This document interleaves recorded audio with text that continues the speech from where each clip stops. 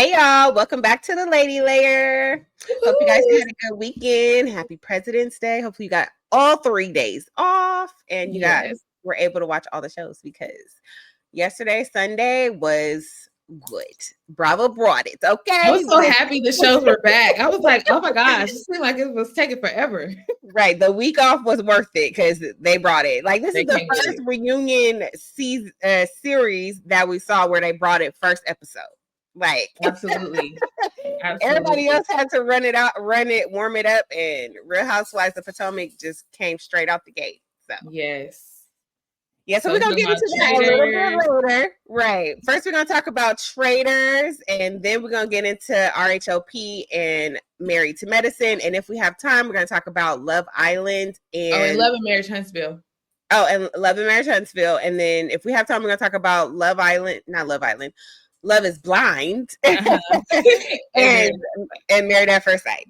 Yes. All right, y'all. So let's get into it. So I don't know if you guys watched Traitors this week, but oh, child, here we are back to the coffins. Like, I don't know when we gonna let this go. Like, so this week they got Sierra back on the radar for whatever reason, and of course Danielle is promoting it because it takes the eyes off of her. And they're like, oh well, we have to put the nail in this coffin because there had to have been a traitor in the coffin, and it's like, why? I think they just didn't have anywhere else to go. Like, if you think about it, both of the Bobs were the brains of everything. Like Bob the drag queen was, they were both traitors, but I feel like their characters played well in the game of like trying to like stir up stuff. Now, as far as like the faithfuls, who do we have left that's like using their brain?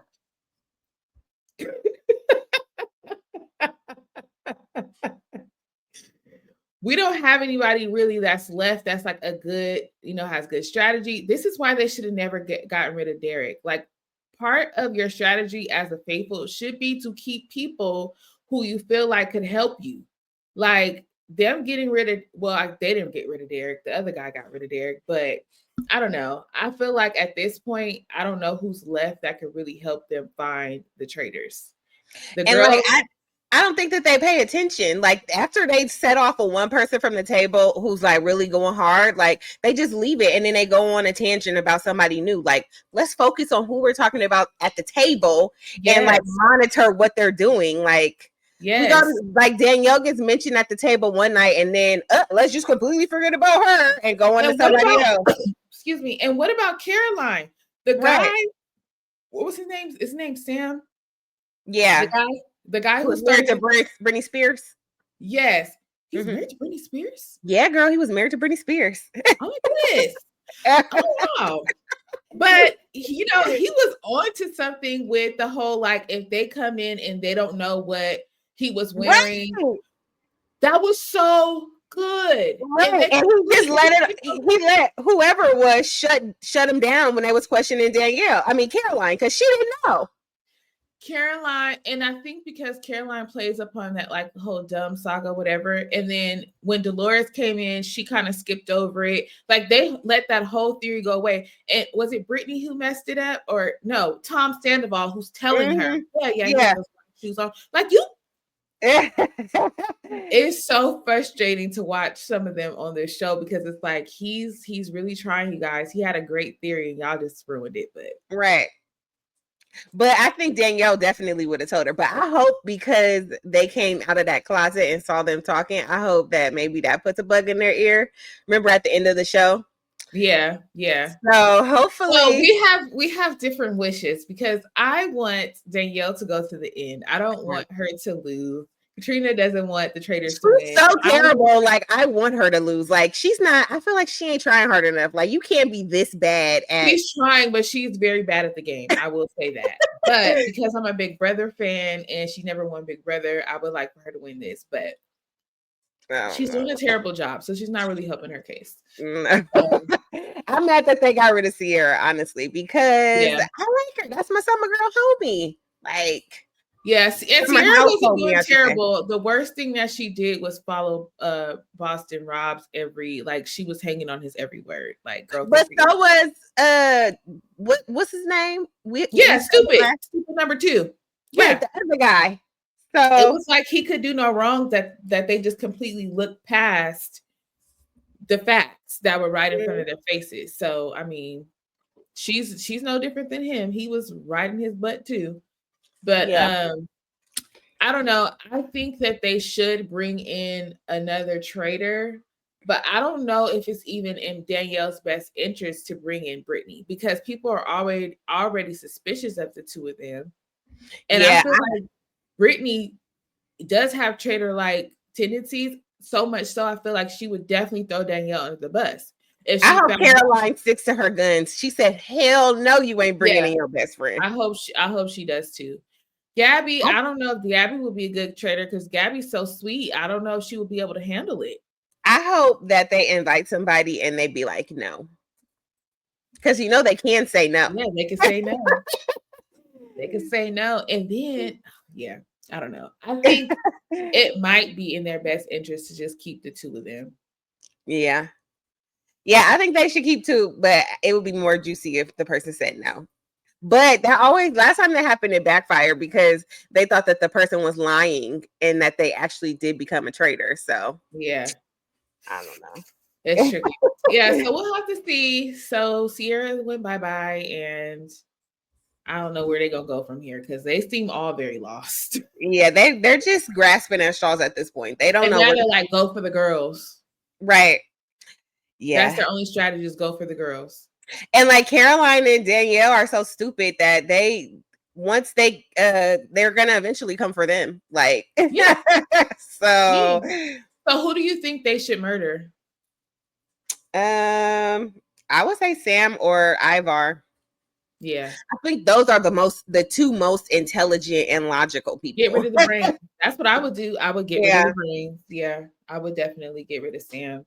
Ivar he hasn't said much the last couple of episodes, but his wheels are still turning, I know.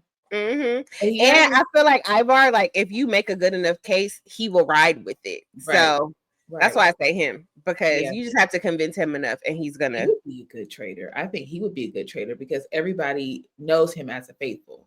Like nobody suspects him as a traitor. I think he actually might be a good traitor. But do you think that he would turn on them if he became a traitor? Would like turn on the faithfuls? No, turn on Danielle and Caroline. Like I feel like he would play the role. I feel like he might play the role because how would it be? I don't know if it would benefit him to like turn against them. Yeah. So yeah, let's move on. Yeah, girl. Let me get my child. You can start the next one, okay? Okay. So we are moving on to Love and Marriage Huntsville. So we're getting into the thick of it with the reunion, and we get into Trisha and Ken, and basically Ken is coming for Martell, telling him X, Y, and Z, and Martell isn't saying much to Ken, and then Melody comes in, and she's like, "Oh, you ain't got nothing to say to this buck man over here." Right, I loved it because you always want to be a women's business, but you don't got nothing to say to him. Right. I agreed. Okay. Definitely agree with that. We're talking smoke for this big man, buff man over here, huh? Right.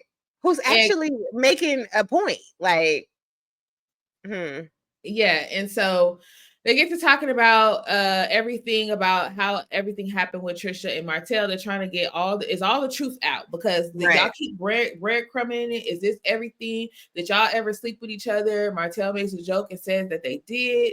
Everybody freezes for a second. He said that's a joke, whatever. And then Carlos asked Trisha, well, basically, why was you going to a married man's house to work out anyway? And she's like, well, when I looked at the address, I'm thinking that I'm going to a clubhouse to work out, whatever. He's like, but you didn't know that Martell was married? And she's like, no, I never watched the show. Do we believe Trisha never watched the show, did not know Martell was married or whatever he was going through?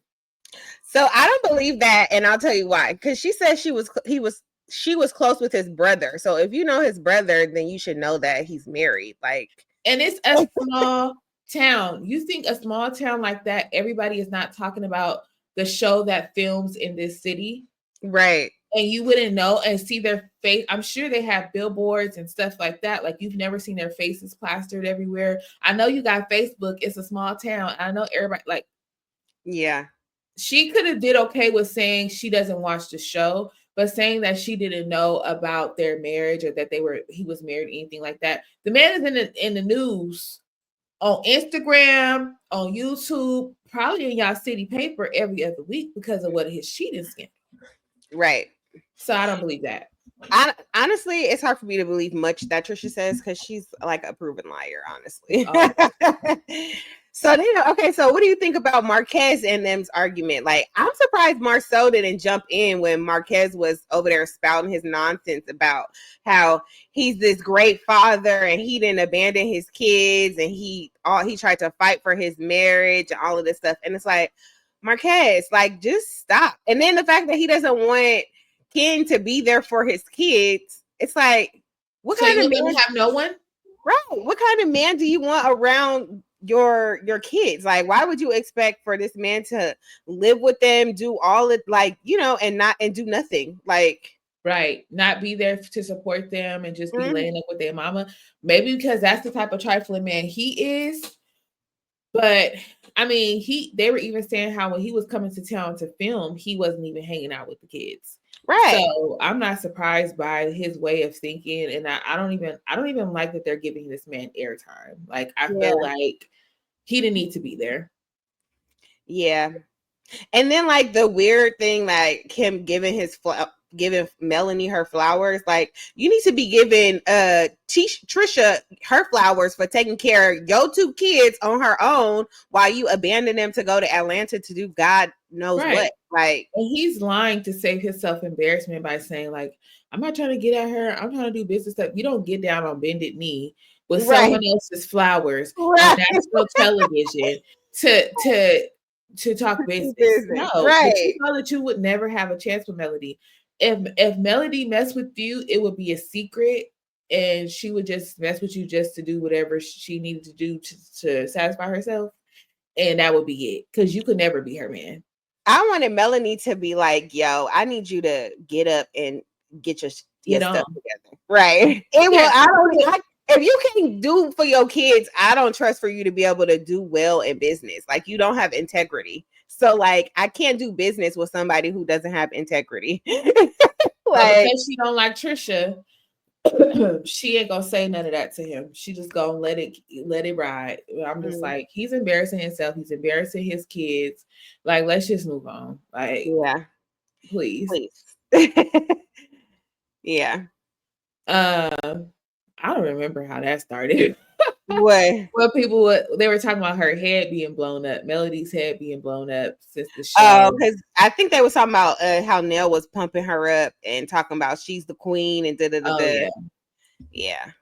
I think that's I don't think that's really a thing. No. Well, I think Melody does have an air about her, but I don't know if she was walking around the way Nell was saying that she was walking around doing stuff like that. But I think she does have an air about her, and I mean, I think even with or without the show, I think she would have that air. Like some people, it seems like it's in themselves. Yeah, but she does have more clout now. She does have more boundaries, but she's also been through a lot. Right. So and I would too. She's very protective of her space because of what she's been through. Like, I don't care for the lady, but she's been betrayed by a lot of people. People was not in her corner. Right. I wouldn't be trusting of these people either. I wouldn't be telling my business. I wouldn't be having these people in my house because it would be crazy to keep moving the way she was before when she was getting betrayed. Like, yep. Because y'all did not hold this man accountable.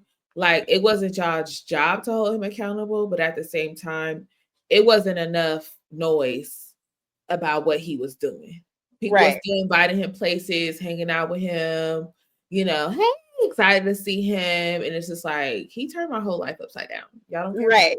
He literally, me and my youngest child and his youngest child are not even a year apart. Like, yeah, so I can definitely understand why she, you know, keeps her distance and stuff like that. I just don't like the whole nice nasty. I feel like she should be more. If you're gonna be nasty, just be nasty. Like, don't deal with a smile on your face. That's the part that pisses me off. Yeah. But honestly, like, okay, so do you think if she was just nasty all the time, she would be able to stay on the show? I think the nice nasty is so that she can stay on the show. Now I feel like that Destiny she's not nasty all the time. Who? Destiny. That's true. But also, like, but it's not her. It doesn't go with her image. Yeah. Like, I feel like now that she's not on the show, it's just it's gonna be what it's gonna be. Like, I would be surprised if she never talked to them again after. She's already, like, I've never caught her lives, like live, but I see clips and she be telling it all. Like, she don't care. The gloves are off. She's not protecting anyone. She has receipts. She's supposed to be suing Carlos. Yeah, and she has every conversation. She has like screenshots. And every time she gets up there, she's very organized. She's very thorough. I usually watch like the cliff notes. Somebody will like sum it all up. But it's a lot of tea, y'all. Yeah. And listen, she's a very intelligent woman. And she knew when people was playing in her face. That's why I'm like, she knew Martell was cheating. But I think she got more so upset when he got the girl pregnant. Because it's like, it's disrespectful. It's like, we are the king and queen of Huntsville. We got all these businesses, all this money, all these deals on the table, and you just gonna go ruin it for everybody. Right. Like, I think that's the part that pissed her off the most, because when she started the show, she knew he was cheating. That was the straw that broke the camel's back. The baby? Like, we can't doing too much. Right. We can't, there's no coming back from a baby. Like, everything else, I feel like she was willing to deal with, because she kind of just put him in that category of, this is who he is. Let me build myself up. This is my dream. Yeah. Like, I created this show. It was my vision. It was my dream. And this is going to be my stepping stone to get away from you. Right. And I just need a few years. Like, I feel like because she's so smart and strategic like that probably was her plan. And she's like, here you go, ruining stuff again. Right. Giving me something we could never recover from. Right. Yeah. But I wonder, like, okay, so there was conversation between Melody and Destiny, and basically why their friendship, went away. I don't, for lack of a better term, I'm tired, y'all. Their friendship was dissolved. They're trying to figure out, well, where did we go wrong? Blah, blah, blah. And Destiny was saying, like, she's saying that I never reached out to her. I did reach out to her. I called her. I texted her. And Melody was basically like, I had a lot going on. And I got back to her. But when I got back to her, it wasn't good enough for her. But she was like saying stuff like, do I have to stalk you? Like, all these things. Like, and it was just too much. I think it was overwhelming for Melody, because she needed time. And Destiny was just like on her back. And then she said, at the which I agree with, at the girls trip, it's like she got to sit next to her, and she like trying to make jokes. It's like, girl, we just had our first conversation. Like, be cool. Like, give me my chill. Like, why you gotta be come to you now? Like, the other conversation was already forced, and we had it. Now let me come to you and show you that I'm actually interested in rebuilding this friendship. Like, which I hate to say, but made me think about her relationship with Sunny. But I feel like her and Sunny are in a better place than her and Destiny. No, what I'm saying is, it made me think about what Sunny was saying as far as how Sunny viewed their friendship versus how Destiny viewed their friendship. Because when Melody was saying, like, like she's like, she can be a bit much. Maybe Destiny was that way with Sunny. Like, she was thinking like it was more than what it was, because she was putting so much effort. Yeah. Well, I mean, go ahead. Yeah, I was just saying, like, I feel like if she was doing the same thing she was doing with Melody, like putting 10s on it, and whereas Sunny is like just being nice because she feels bad because she's always calling her, trying to hang out, and Sunny is looking at it like, girl, we are not even friends like that. Like, but since you ain't got no friends, I'll go to dinner with you, like it could have been that dynamic by you just showing how aggressive she can be in a friendship. Right. So my thing is, okay, so think about like this. Do you think, because Destiny like talked about her childhood and how her mom was on drugs and she wasn't there for her and da da da da. Like, do you think that that's like a trauma response? Like she clings to people and like makes relationships deeper than what they really are? It could be. Because like with Sunny, maybe even with Moses, like maybe we don't know. Maybe Moses was telling her that it's over, and she's still, because he's still communicating, she's making it more than what it is. You know? Yep. Yeah, you're absolutely right. I didn't even think about that connection with her mom, but it made me like when Melody was talking about it, it made me think about, oh, well, it could have been, you know what I'm saying? Like it could have been like maybe it's an abandonment type thing. Either way, I feel like even with Sunny just being the producer, I feel like it was wrong. Mm-hmm. But I feel like she put 10s on it with the whole friendship thing and made it like really wrong. And so I think that's why Sunny is like, we was coworkers. Like, right. Girl. Yeah. Yeah. So okay. So then Stormi comes out, Miss $1 Million TikToker. I was over there like, talk your stuff. Stormi, right. Talk it. Did you notice Melody's face? No. What was Melanie doing? So when she first came out, she gave her a little clap. But the cameraman is so messy. Every time Stormi announced something that she was doing, Melody was like, it was her nice, nasty smile. Oh. It was like, let me smile so I don't look like a hater. But Melanie, I don't think Melanie is why are you calling her Melanie? You always call her Melody. Melody. I don't think she's a hater. Like, I don't know. Like, I think she could be happy for her, but because she don't like her, she ain't gonna be jumping for joy. I think it's that. I think she was irritated that she was even there. Maybe that. I think she was irritated that she was even there. Now, I don't know. I won't call her a hater because I don't know the lady. She could be happy for her, but I think she was irritated that she was even there and that she was getting all this praise she looked uncomfortable is what I would say. Well, and then too, it was like after everything was happening, like that was after all them arguments, and she still got to be sitting on the stage. Like, I wouldn't have a lot to give either. But it wasn't that she didn't have a lot to give. To me, she looked visibly uncomfortable. Like she had like this forced smile on her face. Like it was not genuine. It was just like a forced smile because I mean, they literally brought her on the stage to give her praises. And then that was it. Yeah. They didn't bring up nothing that happened on the show. And I feel like Stormi probably had a stipulation like, I'll come. But I don't want any mess. Don't bring up any drama. Yeah. This is what I will talk about. This is what I will not talk about. Well, yeah, because she said that the show was messing up her business. And that's why she left in the first place. So, yeah. Yep. So I feel like she came and did her big one and got on. I was like, yeah, I noticed Melanie's face though, so I can't really comment on that. But I was glad that they brought her back and gave her flowers because she deserved it. She deserved them. Yeah, for sure. Yeah, I was happy they did the Keke tribute. Me too, because I was like, how are you gonna do this whole thing and not mention anything? And did they air when they did it? That when Tisha did her little thing? No, I never saw that on the episode. Me either. And then I was confused. I'm like, why wouldn't they invite Melody? Because I know like Melody don't get along with Destiny or whatever, but her and Keke were close. And like she could have been invited and chose not to come. Maybe. Was Martell there? No. Okay.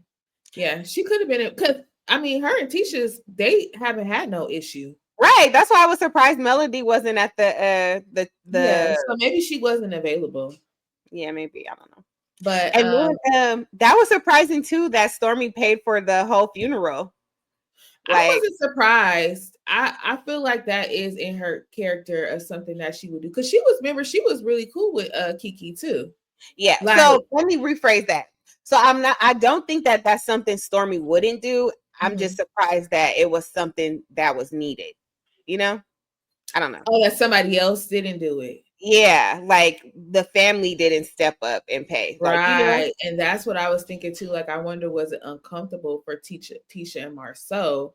Because I would think they would be the ones to pay for it. Right, because they got money. So I don't know why it had to come to not Destiny, to Stormi to pay for the funeral, you know? Like, but it could have just been like she didn't even ask anybody. She just called, got the husband's phone number, because also she didn't call Tisha because she's not cool with Tisha. So she said God put it on her heart and she just did it. Yeah, so she didn't call Tisha and ask for. She found her husband's number through somebody else, so she didn't contact them at all. So it could have been she was just like, God put this on my heart. I'm gonna go ahead and do it, regardless of what is already in the works or whatever. But hopefully,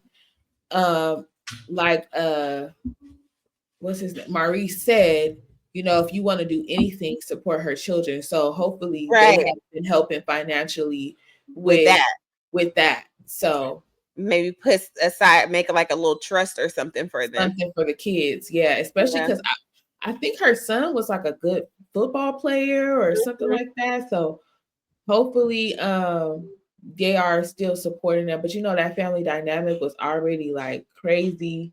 Yeah. And I'm pretty sure like with her husband, like I noticed they didn't mention her husband. Like when they were talking about supporting her kids and stuff, they didn't really. Stormi was the only one that mentioned her husband. Mm-hmm. And so I wonder, because when someone passes away and y'all wasn't cool, it's like, don't be coming around now. So her husband could be, still upset about that. Yeah, standing in his wife's honor. It's like y'all embarrassed her on TV. Y'all did X, Y, and Z. He could be harboring that and making it difficult to like. I hope not, because that could interfere with him being able to like parent the kids. Like, let's just move on, drop it. Like, I'm sure she. But look what happened with Tracy Braxton, her husband. Like he doesn't talk to any of the sisters. Don't mess with him. He don't mess with them because I just feel like that family is like. Ooh, they like nasty anyway, so I wouldn't expect years. They treated her husband like trash, but because from the beginning, but because it was, I won't say with good reason because I ain't in that family. I don't know, but from what I hear, it's because of the way he treated Tracy, and allegedly, he was not the nicest husband. And Tracy would tell them certain things. You know how you tell your family you could love a man down, honey. Mm-hmm. But if you tell your family the ins and outs of what's going on in your household, they're not able to let that stuff go. Like you can forgive him 100 times over, but your people that's closest to you and love you, like they're like, he doing that to you? Absolutely not. Yeah. But also what he did to his son. Like his son, Tracy left everything to him. Like he was the one that's supposed to be in control of everything, which says a lot about her husband too. Yeah, I'm off topic. I don't know. I feel like those situations are tricky. It's very tricky. Know everything. But they said that Tracy wrote it before she passed away of how she wanted things to go. And but I mean, so like my mom, she did the same thing, but like when her and her husband were like before she passed, they didn't have issues. It just was she didn't want, like, how like, okay, so like her son is a part of her mom, like that's her legacy. Like with the husband, like he could go on and like marry somebody else, and then that part of her legacy goes to just somebody she doesn't even know. So that maybe that could be the reason why she left everything to her son. She didn't want the next person to benefit off of, But he also did not honor what she wrote because she didn't want no funeral.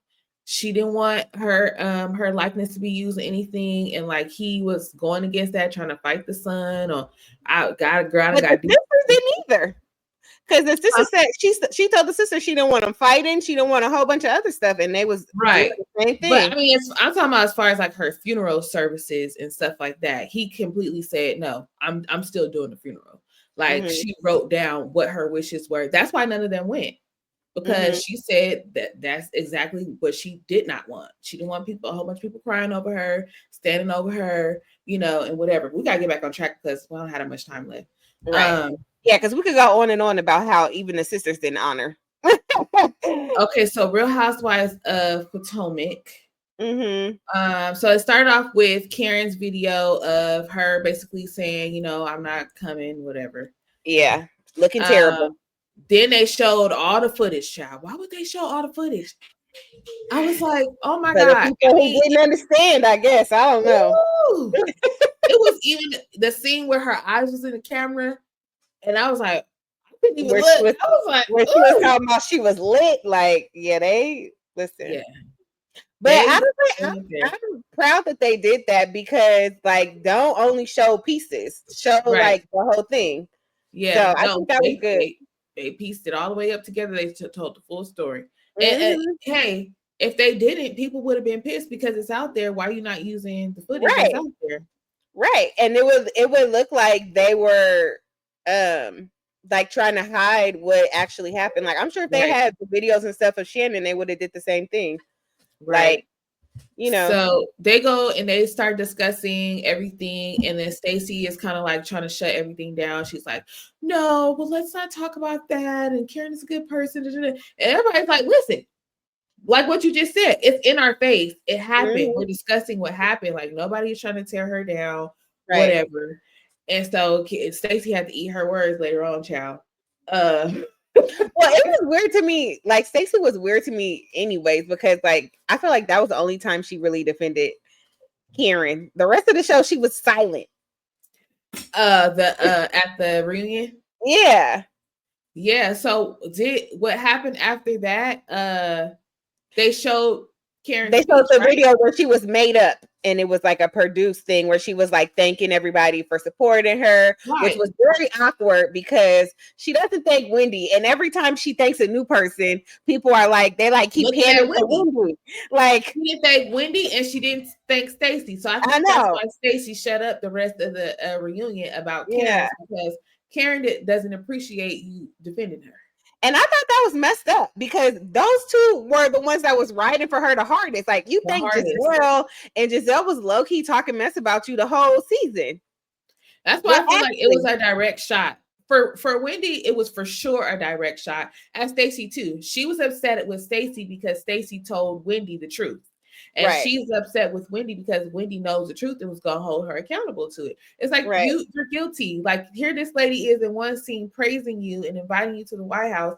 And then here you go over here. People find out that you've been dogging her. And like Giselle said, she been dogging you since you got here. You just didn't want to believe me. Right.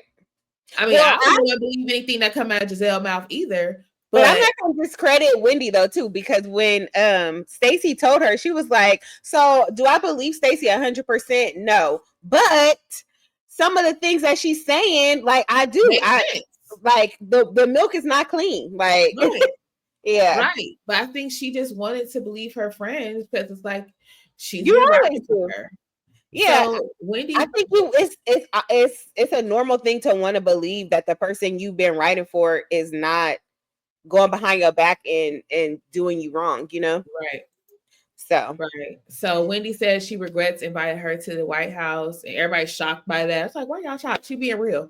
Like, yes, she regrets it. If y'all would have seen the scene where she's literally inviting this lady and, you know, all this is happening simultaneously, I would have regretted it too. Like, it's a very special moment. She only had Karen and her immediate family. And it's like, I could have had somebody else in that spot. So yeah, I'm sorry, y'all. I'm moving fast because I gotta go. So we bring out Jazzy, and they discuss her being a side chick situation. And I feel like with Jazzy, we got her in the beginning, but she kind of just disappeared. No, that she was there later on in the show too. Maybe it's because of all those episodes where they were on the trip. She wasn't there. Yeah, she was on the trip.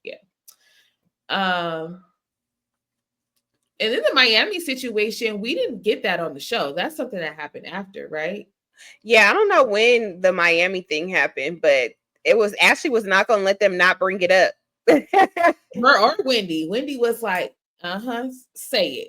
Well, no, Ashley was if Ashley hadn't have been like, well, you know, what about this Miami trip? We need to know what's going on. Like, if she hadn't said that, I don't think it would have gotten brought up at all because they was about to get Ashley off the stage. I was shocked by how much they were like, I thought something else drastic happened, but by the way, Wendy was like, tell it. And it was bad, but I thought it was weird that Mia didn't invite anybody else. Like, out of all the people, why would you only invite Stacy and Jassy? Like, you didn't really hang out with Jassy at all, and Stacy wasn't your friend until she told you what what's her name was saying, Kieran. Right. So, like, yeah, it was very strange. And then it's odd to invite somebody out of state. They bought a plane ticket, got hotels, and you don't even contact them. If you're doing a big trip like that, you should have assigned someone else to maybe send a car for them, have them meet you at your hotel, like some type of like accommodations for your friends that are like coming, I guess, or maybe tell them, hey, it's a lot of people coming. Here's an itinerary. You know, just show them. Give them the itinerary. Yeah, she did. But I mean, maybe preface it with, hey, I'm gonna be in and out. Like, I may not be able to, like, it's a big party. It's a lot of people coming. Like, you know, come if you like. Just kind of, I think they expected something different. I can't believe how bad she lied. Like, she was really gonna sit up there and act like it was on them. Like, they never told her they were coming and blah blah blah. Like, I'm so glad Stacy pulled out her phone. Like, look at the text, read the text. Like, well, they put it up there originally where she said, "I'm there." So it's like, I don't know, but sometimes when people, if you're the type of person where you just be talking out the side of your neck and you don't mean what you say, I'm there doesn't really mean nothing to you. Like, no, right. She's really coming. Well, then too, if she didn't like at first when they said that she said that she was there, I thought, okay, well maybe she didn't RSVP, so Mia wasn't expecting her. But the fact that she immediately after Mia invited her said, "Okay, girl, I'm coming," like, you know. At that point, she should have said, "Okay, well, look, I might not be able to pick you up from the airport, so just make sure you or let me know when you get to your hotel. Here's this person's contact if you need any help getting anywhere, because I'm going to be in and out. It's going to be a lot of people there, and I may not have time to see you until later on that night or whatever." But I think if you do have people that are going out of their way to come out of town, you should already have something set up, like a meet and greet or something, so that people, you know, get to see you or whatever. So then, child, she says she can't take this no more, and she's storming out, child. So I think that she kind of was like, "Is this where we're going?" Because this is the beginning.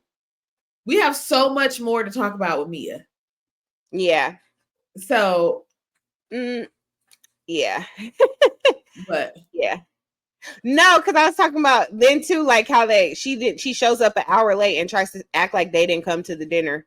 Well, really, they said that it was like 2 hours late, but yeah, they said that she didn't show up till 11. She said she showed up at 9. Yeah, but I believe that she showed up at 11. She's like, well, of course, Mia wants to leave though because she's getting her feet held to the fire.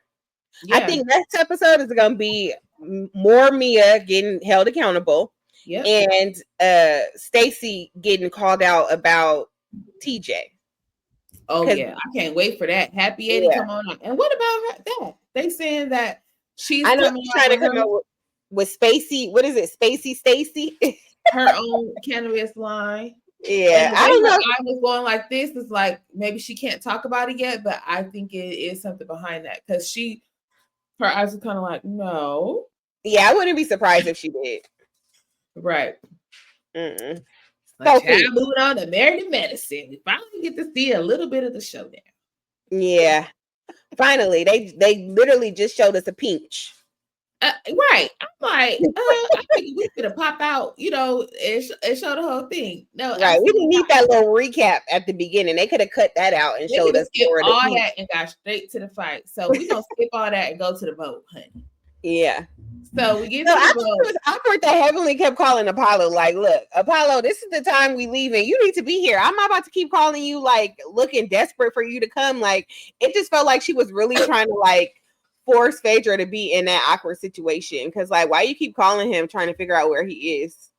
Like, well, I think when she called him on the boat, it was because, you know, their boat about to leave. We can't leave without you. So where y'all at?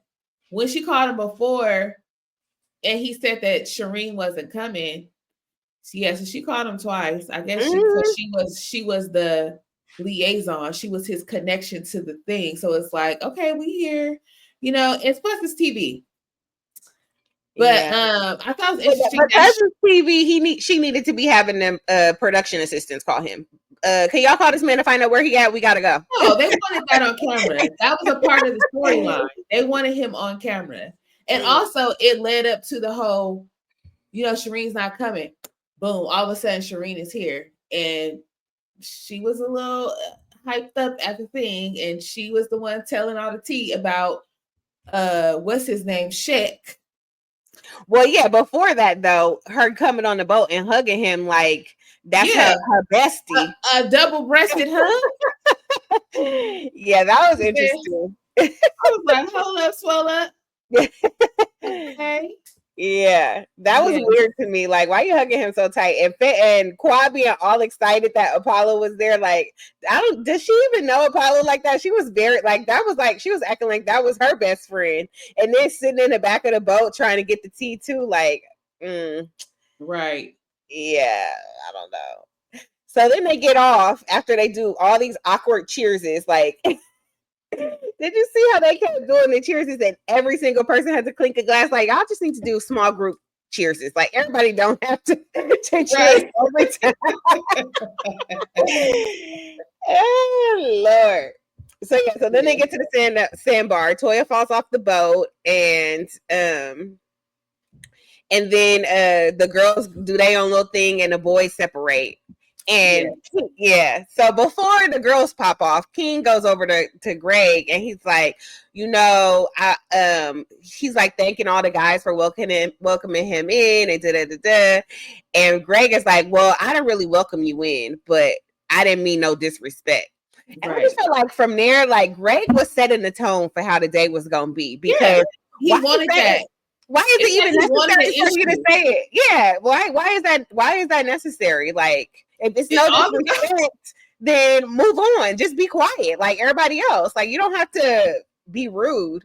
And then to bring up, oh yeah, and I told her she needed to shut her mouth or whatever he said about Quad, and King was like, oh, I didn't hear you say that to her because I would have checked that last night. Right. But see, I don't know why Greg was playing with King in the first place. Right. Like, look at this man. He approached you. Right. He's not scared. He's not scared at all. Before they did that, here go Greg doing the push-ups with the 25 push-ups. Letitia. Stupid. It's weird. It's Steve. Steve was like, he made it very weird. I know. Like, nobody wants Letitia. Like, please count. Nobody's checking for her. Yeah. Yeah, no. Speaking of Letitia, she has been doing quite a lot of interviews lately, and I don't get it. Like, every time I pull up something on Instagram, it's Letitia doing an interview about the show. Like, girl. Right. And she has a podcast too. So I think she's trying to build her momentum or whatever. But half the stuff she be talking about is like, girl, this could have been an email. Like, we don't care. Right. And like half of the stuff she talks about, it gives Delulu. Like, I don't want to watch your delusion on podcasts. Okay. Right. Right. She thinks the world of this man, and like, that's great. But we actually got to know him before you did. Right. And so some of the stuff that you're saying is not it don't add up. Right. And some of the stuff that Quad's saying, we can see. That's why everybody is like, okay, no. Yeah. So it gets heated. First, it gets heated with Heavenly and Sweet Tea. So they get into it. No, first it got heated because Paula, because they was asking Shek questions, and Apollo came over, and then Shireen started going back and forth with who was it? Was it Shek? No, she started calling Phaedra Faye or whatever. And Phaedra called her linebacker. Phaedra was waiting to say that all her life. You bad built linebacker looking bitch.